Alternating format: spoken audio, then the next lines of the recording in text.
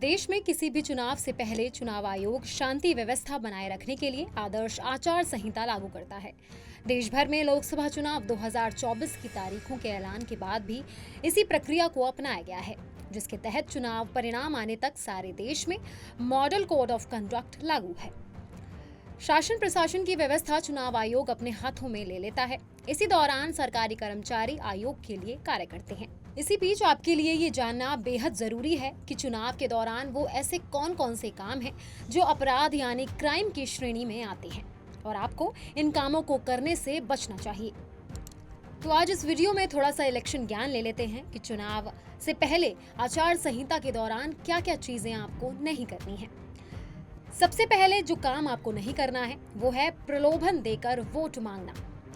चुनाव के दौरान आम जनता के बीच पैसे या फिर किसी भी चीज का प्रलोभन देकर वोट मांगना गंभीर अपराध की श्रेणी में आता है। धमकी देकर भी वोट मांगना या डरा धमकाकर या फिर जबरदस्ती वोट लेना भी चुनाव आयोग की आदर्श आचार संहिता का उल्लंघन ही माना जाता है। ऐसे अपराध करने पर उस व्यक्ति को 1 साल की जेल या फिर जुर्माना या फिर दोनों ही हो सकते हैं। अगर आप ऐसा करते हैं तो आपको 1 साल की जेल या फिर जुर्माना दोनों से ही दंडित भी किया जा सकता है। अब दूसरे नंबर पर आता है कि किसी भी व्यक्ति को नुकसान पहुंचाना। चुनाव के दौरान अगर किसी व्यक्ति ने निर्वाचक या फिर अभ्यर्थी को चोट पहुंचाने या मारने की धमकी भी दी तो ये अति गंभीर अपराध की श्रेणी में आता है। इसके लिए उस व्यक्ति को भारतीय दंड संहिता की धारा 171 के तहत 1 साल की कारावास या जुर्माने की सजा का प्रावधान है। अब तीसरे नंबर पर आता है कि चुनाव के प्रचार में पैसा या फिर शराब बांटना। चुनाव प्रचार के दरमियान लोगों से वोट की अपेक्षा में शराब बांटना या फिर पैसे का लालच देना भी आदर्श आचार संहिता का उल्लंघन ही माना जाता है। ये अति गंभीर अपराध की श्रेणी में आता है।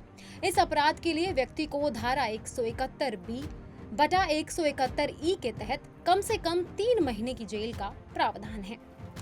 चौथे नंबर पर आता है पोलिंग बूथ के आसपास मंडराना।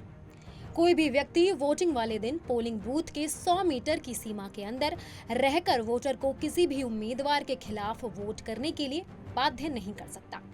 व्यक्ति प्रचार प्रसार समेत ऐसा कोई भी कार्य नहीं कर सकता है जिससे आदर्श आचार संहिता का उल्लंघन हो। ऐसा करने पर उस व्यक्ति को जो ऐसा काम कर रहा है उसे गंभीर सजा हो सकती है। अब अंत में बात कर लेते हैं कि क्या क्या काम जो इन सब से परे हैं वो भी आपको करने से बचना चाहिए। चुनाव में मतदान प्रक्रिया के दौरान व्यक्ति को ऐसा कोई भी कार्य करने से बचना चाहिए जिससे चुनाव में लगे अधिकारी या फिर कर्मचारी का कार्य बाधित हो। व्यक्ति को चुनाव में वोटिंग प्रक्रिया के दौरान मतदान केंद्र पर एक आदर्श आचरण में रहना चाहिए।